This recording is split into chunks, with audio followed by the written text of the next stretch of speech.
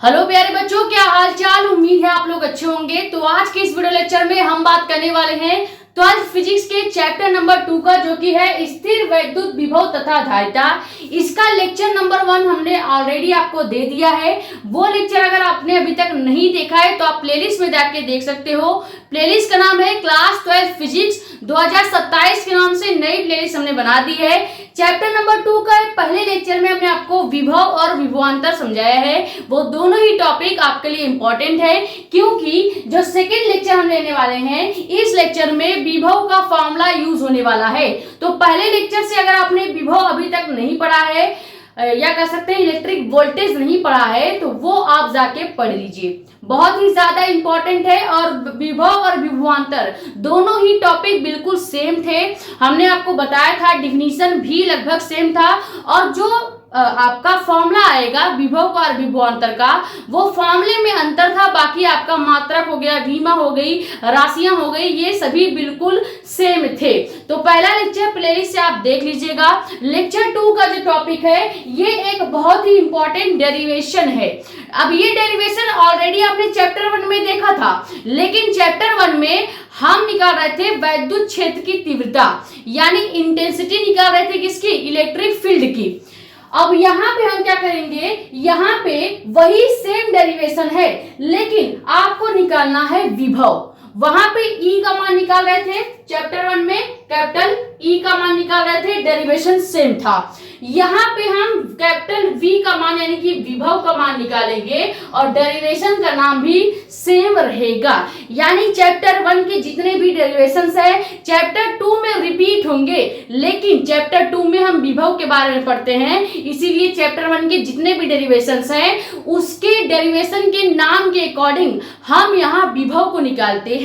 ये दो अंतर आप हमेशा याद रखिएगा। चैप्टर 1 में आपको हमेशा जितने भी डेरिवेशंस करने होंगे आप उसमें इलेक्ट्रिक फील्ड के बारे में ही पढ़ेंगे, जबकि चैप्टर 2 में जितनी भी डेरिवेशंस आप करेंगे इसमें आपको इलेक्ट्रिक विभव के बारे में पढ़ना पड़ेगा। ठीक है, यानी विभव से रिलेटेड आपको डेरिवेशंस देखने को मिलेंगे। टॉपिक को स्टार्ट करते हैं, लेकिन उससे पहले अगर आप चैनल पर नए हो तो चैनल को सब्सक्राइब कर लो, ताकि ऐसी ही इंफॉर्मेटिव और इंपॉर्टेंट वीडियोस आपके पास आती रहे। ज्यादा वीडियो कर दो शेयर, ताकि और भी लोग जुड़ जाए। बाकी अपने कमेंट्स या डाउट आप यहाँ पे, या हमारा इंस्टाग्राम आईडी भी है मेडिको एस्पिरेंट साक्षी मिश्रा के नाम से, वहां पे भी अपने डाउट्स पूछ सकते हैं। ठीक है, हमारा डेरिवेशन क्या है, डेरिवेशन का नाम या हेडिंग आप क्या डालेंगे, बिंदु आवेश के कारण किसी बिंदु पर वैद्युत विभव का व्यंजक। यानी किसी पॉइंट चार्ज के कारण हम किसी एक पॉइंट पे क्या करेंगे, हम किसी एक पॉइंट पे वैद्युत विभव निकालेंगे, इलेक्ट्रिक वोल्टेज ज्ञात करेंगे, यानी कैपिटल V का मान आपको निकालना है। और आपको बता दें, कैपिटल V का मान तब निकाल पाएंगे जब आपको W का मान पता होगा। और W यहाँ पे कार्य होता है, ठीक है, वर्क होता है। तो हम यहाँ पे क्या करेंगे, देखो विभव का जो फॉर्मूला हमने आपको बताया था, वो फॉर्मूला क्या था, capital B equal to capital W upon Q naught. ठीक है, क्या होता है, capital W upon Q naught होता है। तो विभव आप तभी निकाल पाओगे जब आपको फॉर्मूला याद होगा। तो हम मान लीजिए हमको विभव कैसे पता चलेगा, जब हमको कार्य पता होगा। तो सबसे पहला काम होगा, हम इस डेरिवेशन में सबसे पहले क्या करेंगे, डायग्राम समझेंगे और डायग्राम से रिलेटेड इंफॉर्मेशन लिखेंगे। किसी भी डेरिवेशन में सबसे पहला आपको यही करना होता है, पहले डायग्राम फिर उसका इंफॉर्मेशन, या आप इंफॉर्मेशन लिख के भी डायग्राम बना सकते हो, आपके ऊपर डिपेंड करता है।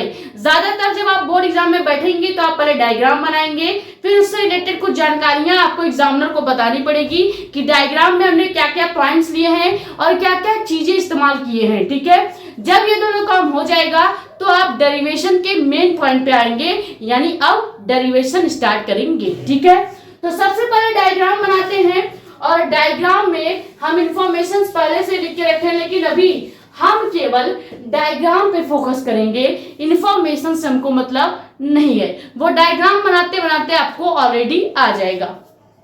सबसे पहले हम मान लेते हैं कि कोई एक पॉइंट O है। ठीक है, कोई एक पॉइंट O हमने ले लिया है। अब इस पॉइंट पे एक चार्ज रख लेते हैं। मान लेते हैं चार्ज हमने क्या रखा है, प्लस Q या Q चार्ज रखा गया है। ठीक है, अब इस पॉइंट ओ से हम लेते हैं कितनी दूरी, पॉइंट ओ से हम आर दूरी ले लेते हैं, ठीक है। यहां से हमने आर दूरी ले ली है, मान लीजिए इतनी दूरी हमने ले ली है। और पॉइंट ओ से आर दूरी पर कोई एक बिंदु हमने क्या मान लिया है, कोई एक बिंदु हमने ए मान लिया है, ठीक है। अब इसी ए बिंदु पर हमको क्या ज्ञात करना है, विभव ज्ञात करना है। याद रखिएगा इसी ए बिंदु पर हमको कैपिटल V का मान ज्ञात करना है। लेकिन अभी हमने क्या करना है, अभी हम इस पॉइंट ओ से मान लेते हैं कि x दूरी हम और ले लेते हैं, ठीक है। इस बिंदु O पर जो हमने Q आवेश लिया है, सबसे पहले मान लेते हैं पूरा जो डायग्राम है ये कहाँ बनाया जा रहा है, निर्वात में यानी वायु में बनाया जा रहा है, ठीक है। तो लिखेंगे क्या, लिख देते हैं पहले, माना निर्वात में किसी बिंदु O पर कोई आवेश Q रखा गया है, ठीक है। इतनी चीजें लिख दी।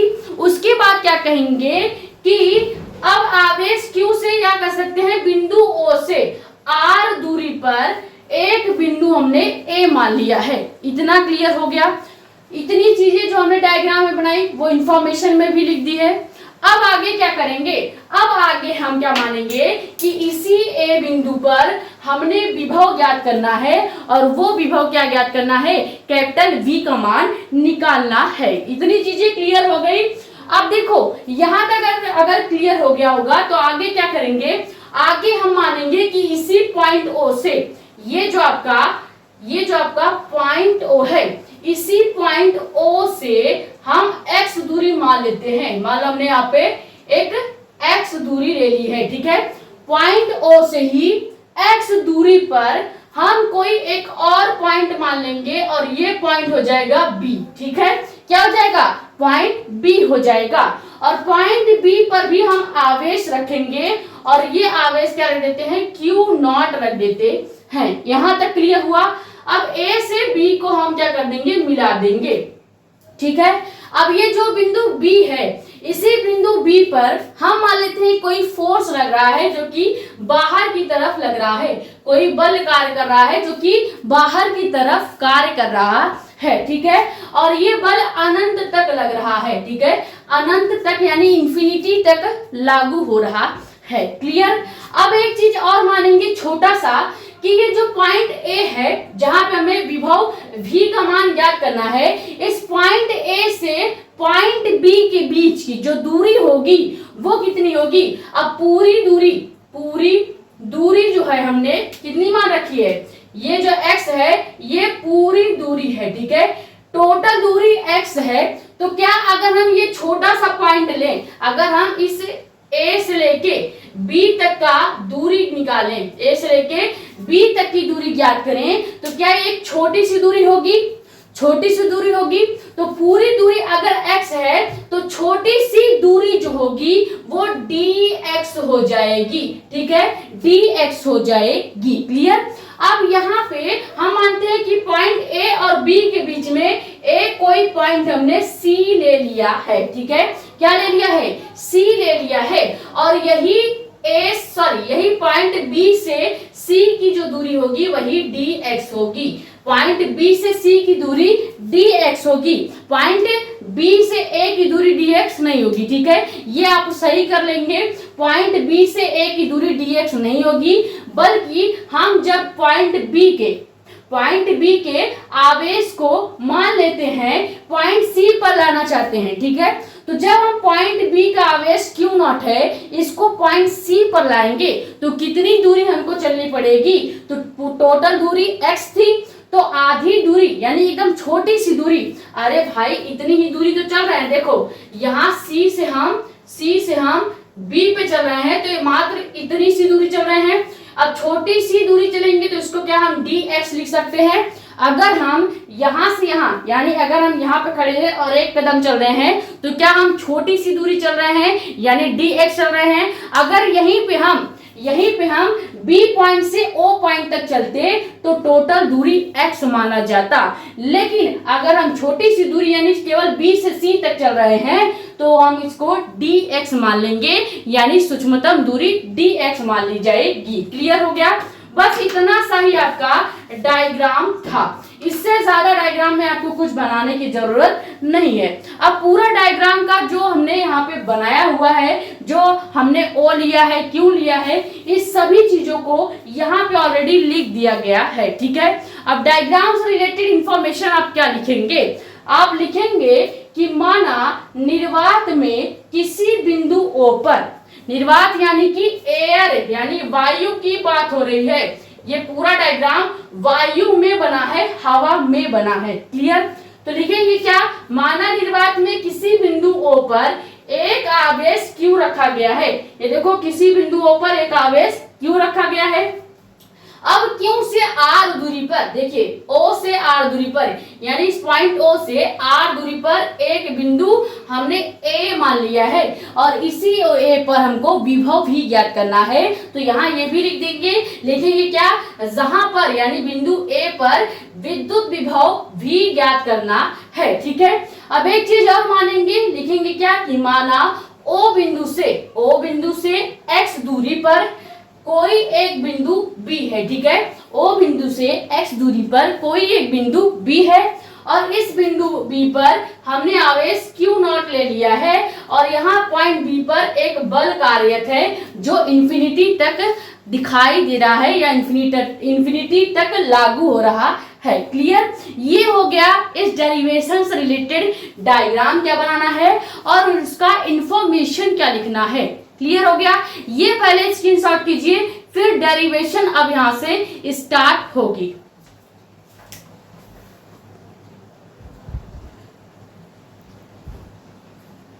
तो अब डेरिवेशन करते हैं। डायग्राम को हम ऐसे ही रहने देंगे।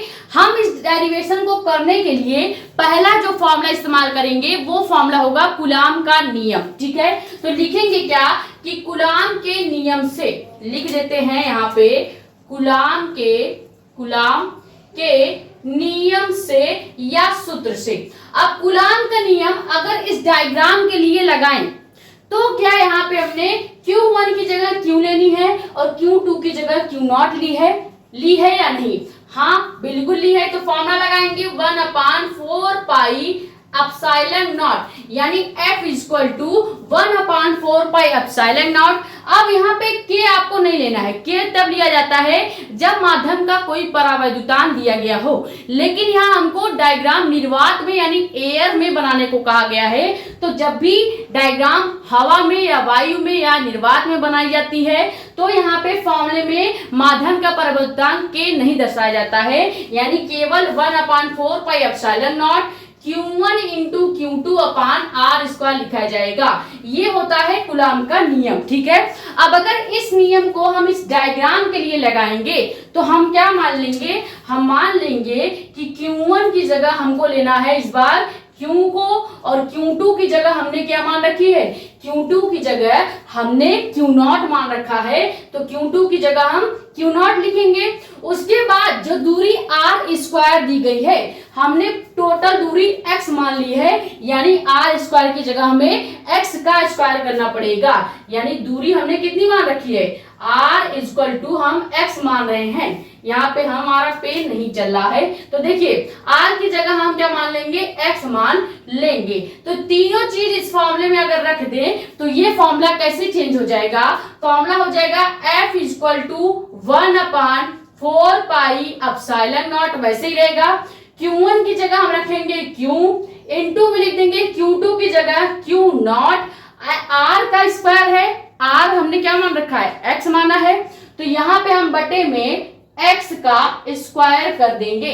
ये हमने यहाँ से बल F का मान निकाल लिया है इस वाले डायग्राम से और कूलाम के नियम से या कूलाम के फॉर्मूले से। क्लियर हो गया? जब आप बल F का मान निकाल लेंगे, अभी हमने पूरे बल F का मान निकाला है, तो अब हम आगे क्या करेंगे? आगे हम मान लेंगे कि ये जो Q0 आवेश है, अगर Q0 आवेश पॉइंट B पे रखा गया है और हम चाहते हैं कि इसे B से C पर लाया जाए, सीधे सीधे क्या लिखेंगे कि Q0 आवेश को बिंदु बी से सी तक लाने में किया गया कार्य कितना है, अब हम ये निकालेंगे। अब चूंकि देखो हम यहाँ से बी से सी तक ला रहे हैं तो विस्थापन यानी कि दूरी कितनी चली जा रही है, dx चली जा रही है, यानी सूक्ष्मतम दूरी चली जा रही है। तो लगने वाला कार्य जो होगा वो भी क्या थोड़ा ही किया जाएगा। अगर हम एक कदम चल रहे हैं तो क्या हमने अपना जो बल है या जो कार्य है वो बहुत कम किया है। अगर यहीं पे हम 1 किलोमीटर चलते तो बल ज्यादा लगता, कार्य ज्यादा होता, लेकिन यहाँ पे जब हम पॉइंट बी से क्यू नॉट आवेश को पॉइंट सी तक ला रहे हैं तो विस्थापन छोटा किया गया है, इसीलिए कार्य भी हम dw लिखेंगे, यानी छोटा कार्य लिखेंगे। ठीक है, तो सबसे पहला स्टेप है कि आप कूलॉम के नियम से F का मान निकालो, उसके बाद dw यानी कि सूक्ष्मतम कार्य निकालेंगे। इस बिंदु B से Q नॉट आवेश को बिंदु C तक लाने में किया गया सूक्ष्मतम कार्य क्या होगा। ठीक है, पहले ये स्क्रीनशॉट कीजिए, फिर निकालेंगे आगे का डेरिवेशन।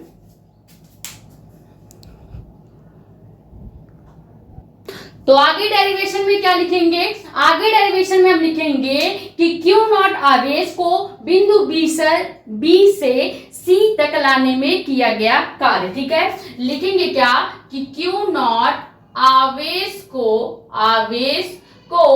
बिंदु B से C तक, ठीक है, C तक लाने में किया गया सूक्ष्मतम कार्य लिख देते हैं। ठीक है, ताकि आपको ज्यादा क्लियर हो। सूक्ष्मतम कार्य निकाल रहे हैं, यानी dw का हमको मान निकालना है। ठीक है, तो नॉर्मल कार्य का फॉर्मूला आपको पता होना चाहिए।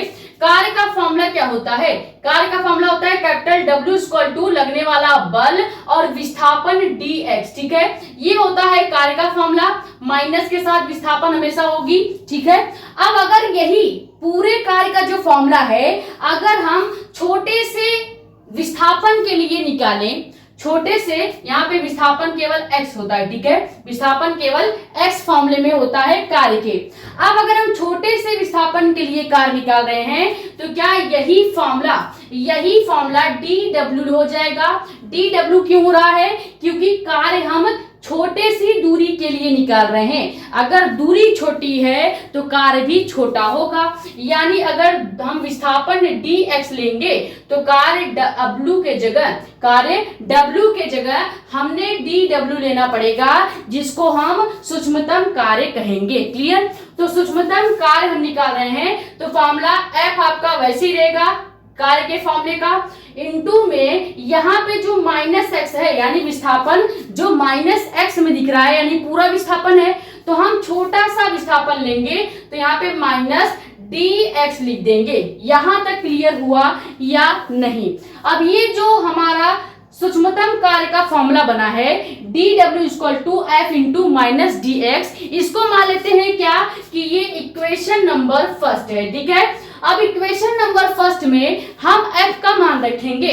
कैसे, ये f का मान अभी हमने कूलॉम के नियम से निकाला, f equal to 1/4 pi epsilon naught q into q naught upon x square, यही हमने f का मान निकाला था। अब ये जो f का मान पूरा निकल के आया है इसको इस समीकरण 1 में रख देंगे, तो लिखेंगे क्या कि समीकरण एक में f का मान रखने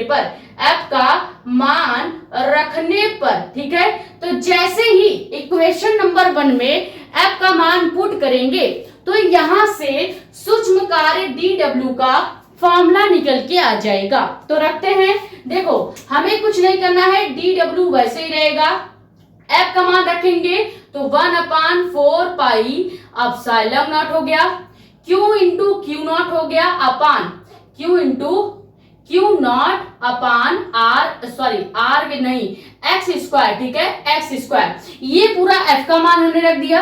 अब इनटू में हम क्या करेंगे, -dx से गुणा कर देंगे। यहां तक क्लियर हुआ या नहीं। ठीक है, अब हमें क्या करना है, इसको थोड़ा सा अगर अरेंज करके लिखें तो ये जो -dx है, यानी जो सूक्ष्मतम विस्थापन को हमने माइनस में माना है, अगर इस माइनस को हम सबसे आगे लिख दें तो यही फॉर्मूला थोड़ा सा अच्छे से डेकोरेटिव फॉर्म में या अच्छे से लिख सकते हैं। तो इसी फॉर्मूले को थोड़ा सा अरेंज करेंगे तो क्या हो जाएगा, डी डब्ल्यू इक्वल टू, ये जो डी एक्स का माइनस है इसको सबसे आगे ले आएंगे तो यहाँ पे माइनस लग जाएगा। उसके बाद 1/4 pi epsilon naught q into q naught upon x square वैसे ही रहेगा। लास्ट में केवल डी एक्स बच जाएगा। यहां तक क्लियर हुआ या नहीं? यहाँ पे इंटू का आप ऐसे निशान लगा सकते हो या यहाँ पे डॉट भी दर्शा सकते हैं। ये हमने निकाल लिया सूक्ष्मतम कार्य, किसके लिए? बिंदु बी से सी तक क्यू नॉट को लाने में किया गया जो छोटा सा कार्य होगा वो क्या होगा, स्मॉल डी डब्ल्यू equal to -1/4 pi epsilon naught q into q naught upon x square into d x. ये हमने जो छोटा सा कार्य निकाला है ये इसलिए निकाला है ताकि इसी डी डब्ल्यू के फॉर्मूले से हम पूरा कार्य कैपिटल डब्ल्यू का मान निकाल सकें। जब आप इस पॉइंट बी से सी तक के बीच की कार्य निकाल लेंगे तो आप पॉइंट बी से ओ तक के बीच का जो कार्य होगा, टोटल जो कार्य होगा कैपिटल डब्ल्यू, वो भी निकाल लेंगे। कैसे? जब हमने यहाँ पे डी डब्ल्यू का मान डी एक्स के का यूज करके डी डब्ल्यू का मान निकाल लिया है, यानी इतने बिंदु का तो हमने मान निकाल लिया है, बी से सी तक के बीच का हमने मान निकाल लिया है। तो अब हम पॉइंट बी से ओ के बीच की पूरे बिंदु ओ से लेके बी तक के बीच का कार्य निकालेंगे। और वो आप तभी निकाल सकते हो जब आपका सी से बी के बीच का कार्य पता हो। इसीलिए पहले हमने बल निकाला और उसके बाद हमने बी से लेके सी के बीच का कार्य निकाला, जो कि बिना बल निकाले नहीं निकलता, क्योंकि फॉर्मूले में क्या है, फॉर्मूले में कार्य के फॉर्मूले में बल आता है, इसीलिए पहले कूलाम के नियम से बल निकाला जाएगा, उसे इस कार्य के फॉर्मूले में रखेंगे और इस कार्य को हम पहले सूक्ष्मतम कार्य के फॉर्मूला मान के लगाएंगे, फिर हम पूरा कार्य मान के लगाएंगे। क्लियर? तो पहले इसको हमने सूक्ष्मतम कार्य के लिए कन्वर्ट किया इसी फॉर्मूले को। तो सूक्ष्मतम कार्य के लिए जब कन्वर्ट करेंगे तो सूक्ष्मतम यानी कि छोटा कार्य कितना निकल के आएगा, डी डब्ल्यू equal to -1/4 pi epsilon naught q into q naught upon x square into d x. ये हो गया छोटा कार्य। ठीक है, अब इसी छोटे कार्य का फॉर्मूला यूज करेंगे और हम बड़ा कार्य निकालेंगे बिंदु बी से ओ के बीच का। ठीक है, पहले यहां तक स्क्रीनशॉट कीजिए।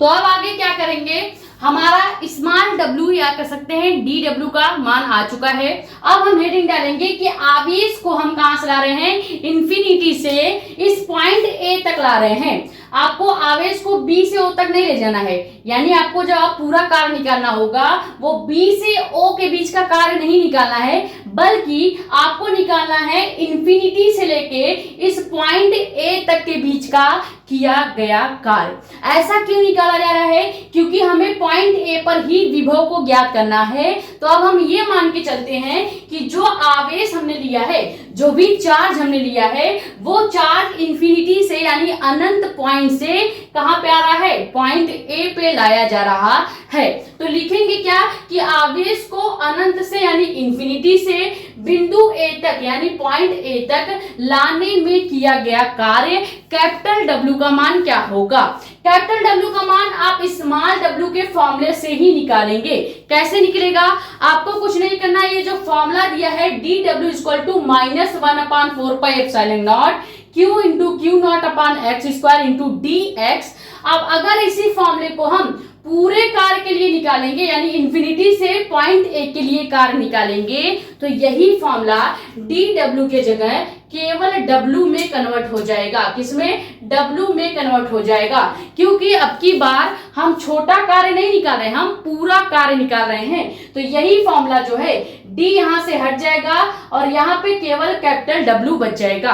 और आपको पता है जब भी हम सूक्ष्मतम दूरी हो, सूक्ष्मतम कार्य हो, यहाँ से अगर डी को हटाना होता है, सूक्ष्मतम के निशान को हटाया जाता है, तो उसकी जगह पे समाकलन यूज किया जाता है। अब आपको यहाँ पे मजा आएगा क्योंकि समाकलन आ गया है और समाकलन कई सारे बच्चों को कठिन लगता है। तो जिन बच्चों को समाकलन से डर लगता है थोड़ा सा और फोकस होकर वीडियो को देखेंगे, ठीक है। अब ध्यान से यहाँ से देखना क्योंकि आगे समाकलन यूज होगी। अब क्या करेंगे, इस जो डी है इस डी को हटाया जाएगा। क्यों? क्योंकि हम पूरा कार्य निकाल रहे हैं। क्लियर? तो यहाँ पे डी डब्ल्यू की जगह केवल डब्ल्यू हो गया इज इक्वल टू, अब हम लगाएंगे सबसे आगे क्या, समाकलन का निशान। लेकिन वो कब लगाया जाएगा, इस माइनस के बाद में। तो फॉर्मूले का माइनस तो रहेगा ही, उसके बाद अब हम लगाएंगे समाकलन। ये इस तरह का निशान होता है, ठीक है। उसके बाद 1/4 पाई एप्सिलॉन नॉट इंटू में Q into q naught upon x square into d x. ये पूरा फॉर्मूला वैसे ही रहने देंगे। क्लियर? बस आपको क्या करना है, जब भी डी को हटाया जाता है किसी भी फॉर्मूले में डी लिख के कोई भी चीज लिखा है, जैसे डी डब्ल्यू हो गया, डी एक्स हो गया, डी वाई हो गया, कोई भी चीज डी से निरूपित की गई है तो उस डी को हटाया जाता है। यानी सूक्ष्मतम चीजों को यानी छोटे चीजों को दर्शाने के लिए डी लगाया जाता है और इस डी को जब भी हटाया जाता है तो उसके जगह पूरे फॉर्मूले के आगे समाकलन लगा दिया जाता है, ठीक है। तो हम माइनस को बाहर ले लेंगे समाकलन के, फिर समाकलन लगा के ये पूरा फॉर्मूला एग्जैक्ट लिख देंगे। यहां तक क्लियर हो गया।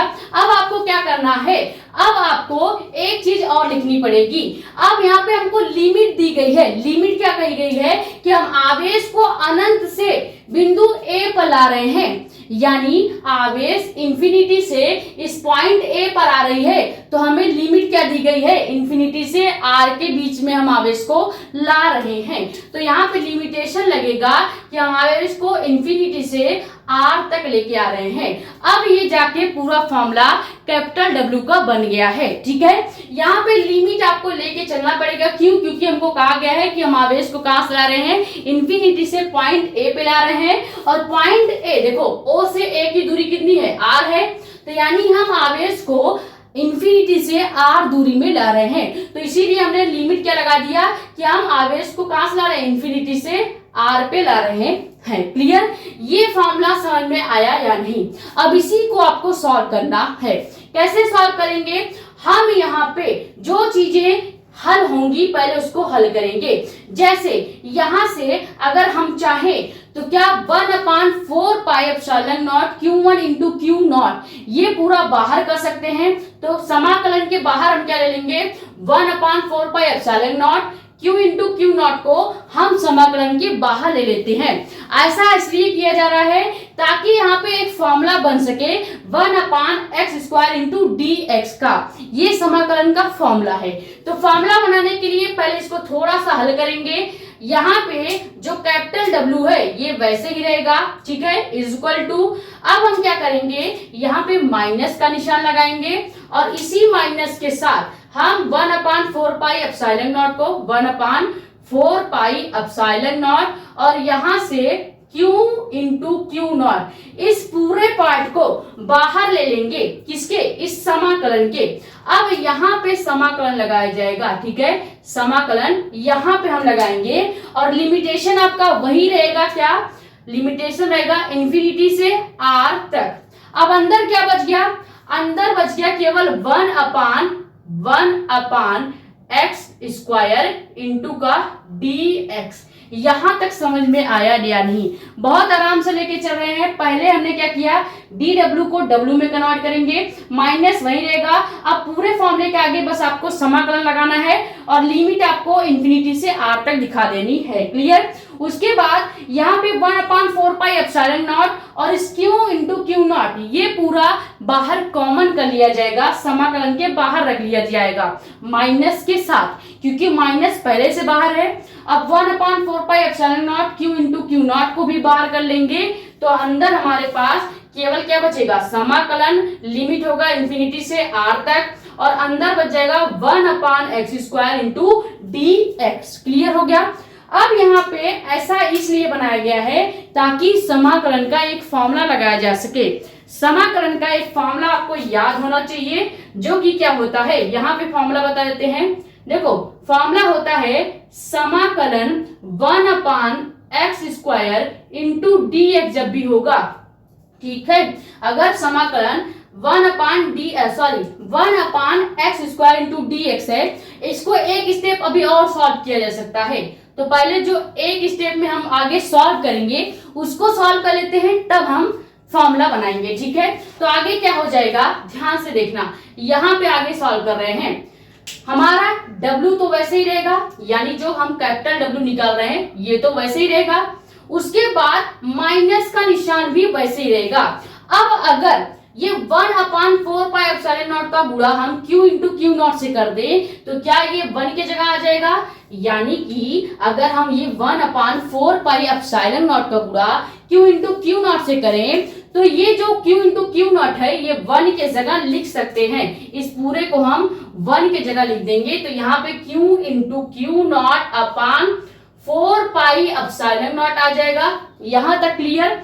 अब हमारे पास क्या बचेगा, अब हमारे पास अंदर बचेगा समाकलन और इंफिनिटी से लेकर r तक लिमिट लगाएंगे। अब एक चीज ध्यान रखिएगा, हमारे पास जब समाकलन के अंदर 1/x² है, तो अगर हम बटे के नीचे x² लिखा है इसको ऊपर ले जाएंगे तो क्या ये x² ऊपर जाते ही x² -2 में बदल जाएगा।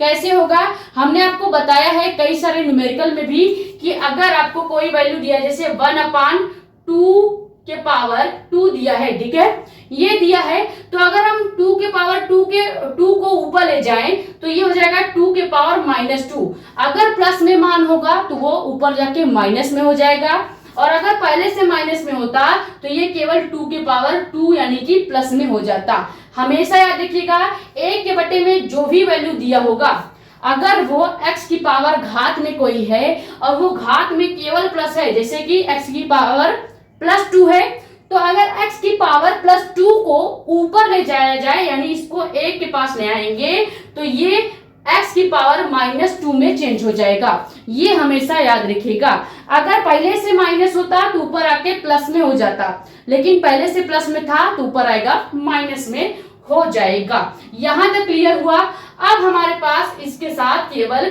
dx बच जाएगा। ये हो गया, एक और स्टेप आगे हमने इसको बढ़ा दिया ताकि अब हम फॉर्मूला लगा सके। अब समाकलन का फॉर्मूला लगेगा। यहाँ पे समाकलन का फॉर्मूला नहीं लग पाता, क्यों, क्योंकि अभी हम इस x² को बटे के ऊपर ले जा सकते थे, तो इसीलिए हमने पहले Q इंटू Q0 का गुणा 1 से कर दिया, तो ये हम 1 की जगह पे लिख देंगे, यानी 1/4πε0 की जगह Q इंटू Q0/4πε0 हो जाएगा, ठीक है।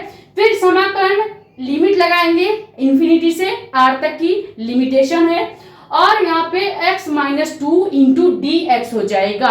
अब यहाँ पे समाकलन लगेगा। समाकलन का फॉर्मूला लगाने से पहले आप यहाँ तक पहले स्क्रीनशॉट कीजिए, फिर इस वाले फॉर्मूले को आगे लेकर हम समाकलन का फॉर्मूला लगाएंगे।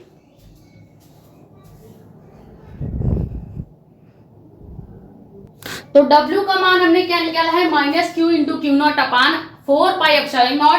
समाकलन इंफिनिटी से लेके x नहीं होगा, इंफिनिटी से लेके r तक की लिमिटेशन है, और यहाँ पे x-2 इंटू dx आया था। अब क्या ये x-2 जो है ये x की पावर n इंटू dx जैसा दिख रहा है। समाकलन का एक फॉर्मूला होता है, हमेशा याद रखिएगा, समाकलन का एक फॉर्मूला होता है x की पावर n इंटू dx का। ये देखो जो x है ये x पहले के फॉर्मूले में है, अब n की जगह मान लीजिए हमको दिया है -2, ठीक है, ये हो गया। उसके बाद इंटू में dx है, ये पूरा इसी समाकलन के फॉर्मूले के जैसा दिख रहा है। तो हम इतने पूरे पार्ट को अगर समाकलन के फॉर्मूले के अकॉर्डिंग तोड़ के लिखेंगे तो क्या हो जाएगा, यहाँ x की पावर -2 है, यहाँ पे हम लिख सकते हैं क्या, x की पावर, फॉर्मूला क्या होता है, x की पावर n इंटू dx का फॉर्मूला होता है x की पावर n+1/n+1, यानी कि जो हमको x की पावर -2 दिया है इंटू dx दिया है, हम यहाँ पे लिख सकते हैं क्या, x की पावर -2 + 1। आगे इसी फॉर्मूले को लगाते हैं तब आपको ज्यादा क्लियर होगा। अब देखो यहां तक तो बिल्कुल सेम लिखना होगा आपको, यानी कैपिटल W वैसे लिखेंगे, माइनस भी वैसे लगाएंगे, Q into q naught upon 4 pi epsilon not, यहां तक आपको सेम लिखना है। अब आगे जब इस समाकलन इंफिनिटी से r तक का लिमिट और x minus 2 into d x को सॉल्व करेंगे इस फॉर्मूले के अकॉर्डिंग, तो क्या होगा। सबसे पहले हम इस वाला अब की बार समाकलन हटा के बड़ा ब्रैकेट लगाएंगे, ठीक है, ये हम एक बड़ा ब्रैकेट लगाएंगे। उसके बाद x माइनस 2 को हम मान लेते हैं x की पावर n दिया गया है, तो यहाँ पे इसी फॉर्मूले को अगर लगाएंगे तो x की पावर 2 लिख लेंगे माइनस 2। उसके बाद माइनस 2 से फॉर्मूले में क्या दिया है कि x की पावर जो भी होगा आप उसमें एक और जोड़ देंगे, तो यहाँ पे हमको x की पावर माइनस 2 दिया है, तो माइनस 2 में हम एक और जोड़ देंगे, बट यहाँ पे n क्या है तो माइनस 2 मान लिया है हमने, क्योंकि पहले से दिया है जो भी पावर होगा वो n होगा, ठीक है। तो यहाँ पे पावर माइनस 2 है, यानी n की जगह हम माइनस 2 लेंगे और फिर से फॉर्मूले का प्लस लगाएंगे और इसमें एक जोड़ देंगे, क्लियर। तो ये हमने यहाँ पे x की power n into d x का फॉर्मूला इस पूरे पार्ट में लगा दिया है। अब आपको क्या करना है, ये जो लिमिट था इसको ब्रैकेट के बाहर आपको लिखना होगा, यानी समाकलन से लेकर r तक की जो लिमिट है अब की बार हम बाहर लिखेंगे ब्रैकेट के। अब यहाँ से हमने समाकलन को पूरी तरह हटा दिया है। अब समाकलन अगर हट गया है तो चीजें आपके लिए आसान हो जाएगी। सबसे पहले ब्रैकेट के अंदर का ये जो थोड़ा सा कॉम्प्लिकेटेड इक्वेशन टाइप आपको दिख रहा है, पहले इसको सॉल्व करते हैं। यानी यहां तक हम सेम रखेंगे, capital W equal to minus Q into q naught upon 4 pi epsilon naught, ये पूरा सेम रहेगा। अब आगे क्या करेंगे, अगर माइनस 2 को प्लस 1 के साथ घटा दो तो क्या हमारे पास ब्रैकेट में x की पावर माइनस 1 बचेगा। आप घटा के देख लीजिएगा, 2 में से 1 घटाएंगे 1 ही आएगा, प्लस माइनस माइनस होता है इसलिए माइनस 1 हो जाएगा, ठीक है। बटे में हमारे पास फिर से माइनस 1 आ जाएगा, ब्रैकेट हम बंद कर देंगे और यहाँ पे लिमिटेशन इंफिनिटी से r तक लगा देंगे। यहां तक क्लियर हुआ। जब हम इस कॉम्प्लिकेटेड कैलकुलेशन को सॉल्व कर लेंगे तो अब हमारे पास क्या बच गया, अब हमारे पास ध्यान से देखिएगा, ये जो माइनस 1 है, ठीक है, x के बटे माइनस 1 है, क्या हम इस वाले माइनस से ये पूरा माइनस जो है लगा हुआ है, पूरा माइनस जो लगा है इस q into q naught upon 4 pi epsilon not के आगे इस माइनस को इस वाले माइनस से अगर कैंसिल आउट कर दें तो हमारे पास क्या बच जाएगा, अब हमारे पास केवल बचेगा, यहाँ पे लिखते हैं, ठीक है, यहां से आगे लिखते हैं, तो अब हमारे पास बचेगा capital W equal to Q into q naught upon 4 pi epsilon naught बच गया। और ब्रैकेट के अंदर केवल हमारे पास बच जाएगा क्या, केवल हमारे पास 1 अपान x बच जाएगा। कैसे बचेगा, ये जो x की पावर माइनस 1 है, अगर इसको हम लिखेंगे तो इसको हम 1 अपान x भी लिख सकते हैं, ठीक है, x की पावर माइनस 1 को हम 1 अपान x लिख सकते हैं, ठीक है, तो इसको 1 अपान x लिख दिया जाएगा। और लिमिटेशन अब की बार हम फिर से रखेंगे अनंत से लेके r तक, क्लियर। अब आपको क्या करना होता है, जब आपको 2 लिमिटेशन दी होती है, जैसे इंफिनिटी से r तक की लिमिट दी गई है, तो यहाँ पे एक फॉर्मूला आपको लगाना पड़ेगा। फॉर्मूला क्या होता है, लिमिट को सॉल्व करने का एक फॉर्मूला होगा। जैसे मान लीजिए हमको क्या दिया है, 1 अपान x दिया है, ठीक है, अब 1 अपान x के आगे हमको लगा दिया है क्या, इंफिनिटी से लेके r तक की लिमिट को सॉल्व करने का तरीका क्या होता है कि एक बार आप क्या करेंगे, r को लेंगे, यानी 1 अपान r लिखेंगे, फिर माइनस में लिखेंगे 1 अपान इंफिनिटी। जैसे यहाँ पे समझिए, ऐसे मान लेते हैं हमें कोई पॉइंट दे दिया गया है x, ठीक है, x दे दिया गया है और इसी x की 2 लिमिट लगाई गई है a और b, ठीक है, ये लिमिट हो गई। तो अगर हम इस लिमिट को हटाना चाहते हैं और ब्रैकेट को सॉल्व करना चाहते हैं तो क्या करेंगे, हम इसको लिख सकते हैं x, या कर सकते हैं क्या, हम इसको लिख सकते हैं x की power b minus x upon a, ठीक है, यानी x upon b minus x upon a लिख सकते हैं।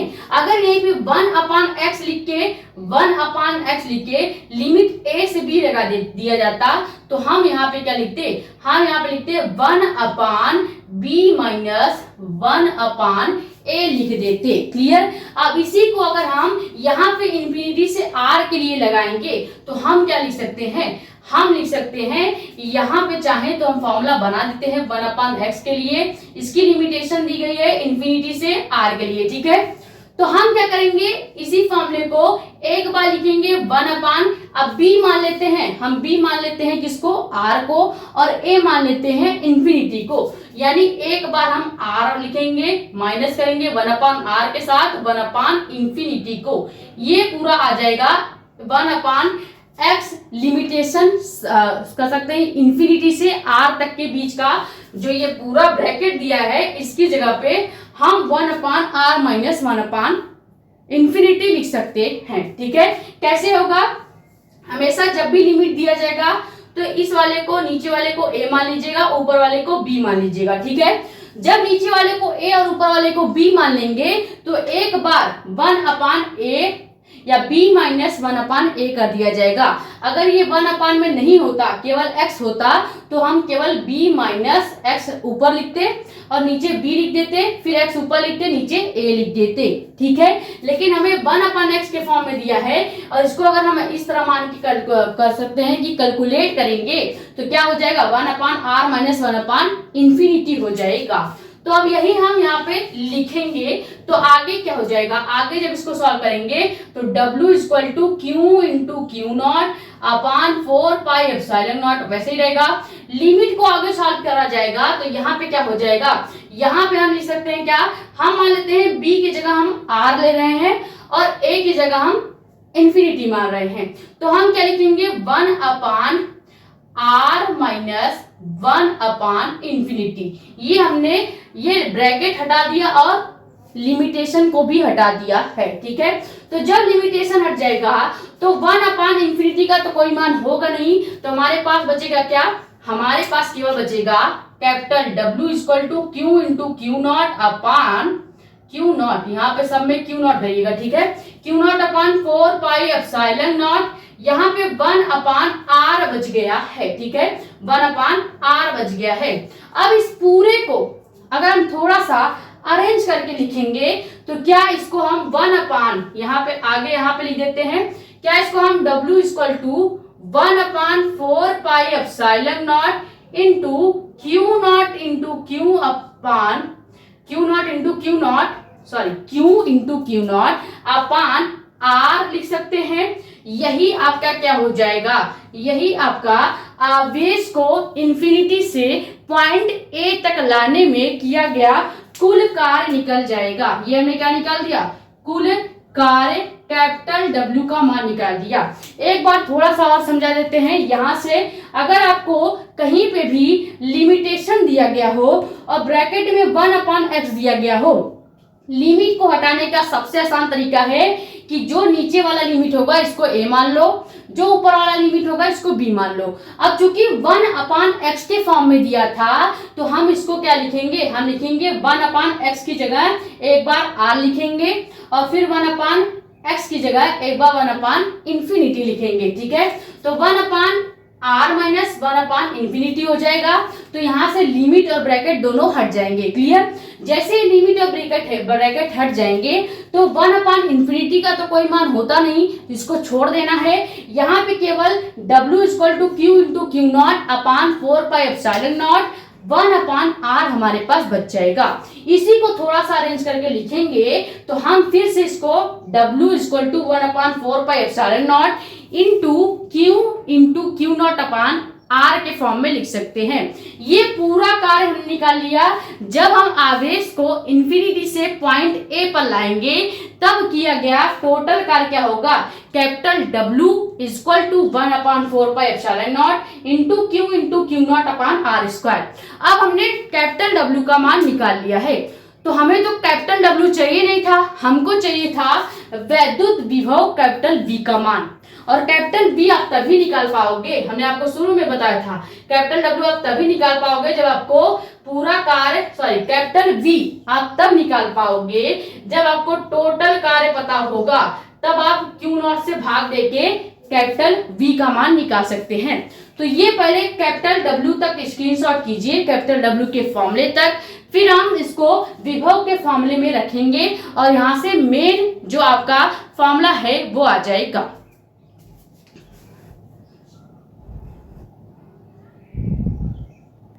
तो अब आखिरी हेडिंग क्या डालेंगे, बिंदु ए पर विभव v, ठीक है।